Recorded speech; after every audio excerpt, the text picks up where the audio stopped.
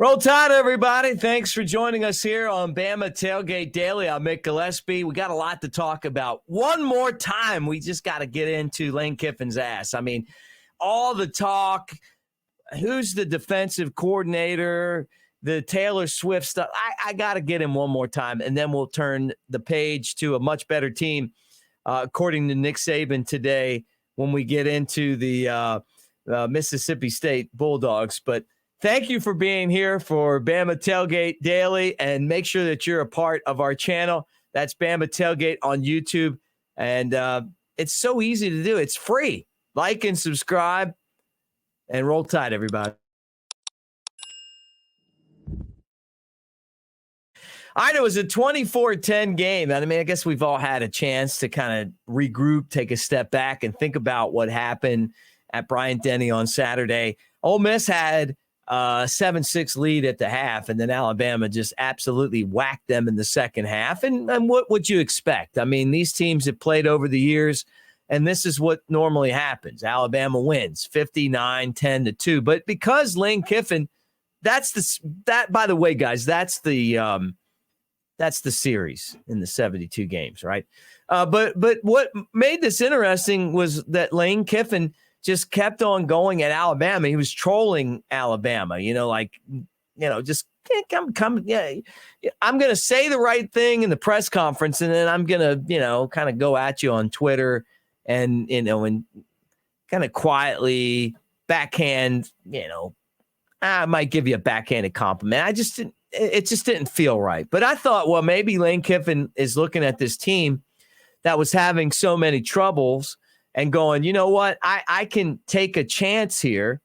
I'm going to go ahead and say, hey, we're going to beat these guys, and I'm going to rub it in their face before we even get there. And I'm going to post the Castles Crumbling from Taylor Swift video because, I mean, ironically, it sounds like Alabama's football program. And then I'm going to go ahead and call out Kevin Steele, the defensive coordinator for Alabama, and say maybe he's not really calling the plays. Maybe it's Travaris Robinson, T-Rob, because I'm going to pretend that I saw that on video, and then I'm going to act like I'm hearing stuff from inside the program, which I mean, maybe he did. Maybe he saw it on video. Maybe somebody said, hey, you know what, T-Rob's calling the defense. It's not Kevin Steele. And then the Rebels did the thing that Nick Saban has warned everyone about. And Lane's talked about this before. Don't eat the rat poison. And they ate their rat poison. They were only a 7-point dog.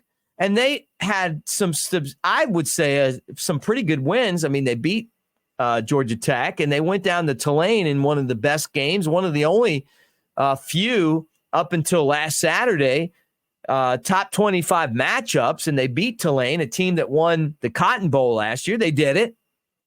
And they did it convincingly. And I felt like Lane ate the rat poison. Like he thought, hey, we got this. Alabama can't block. They can't tackle. Who's the quarterback? All this stuff. Yeah, instead of just staying focused on the things that they needed to stay focused on, Lane, again, like he always does, slips on the banana. And it felt a lot like his days at USC, losing a big game. And now you look at Lane and you go, hey, where are your big wins? You beat Indiana in a bowl game? What's your signature win as a coach? Because against Nick Saban, the GOAT, the master of college football, I mean, let's give him this credit. You're 0-5, 4 at Ole Miss, and then the 1 at Tennessee. And this was going to be the year. I mean, if you're going to beat Alabama, this is the year. You don't know who the quarterback is. They can't block. They're not rushing the quarterback. And then you got your ass kicked. Alabama's up to 11 in the polls. They're going in the right direction, but this team, I think, still has a lot of work to do. And I don't know that the win against Ole Miss turns the season around yet. I mean, I really feel like this is a week-to-week team that's just got to keep on getting better at the line of scrimmage. They've got to continue to learn how to block. They've got to continue to rush the passer. And if they can do those things, Milrow's going to get better. Just don't make mistakes. Alabama's going to be one of those teams that improves as we move on. So that's where we are right now.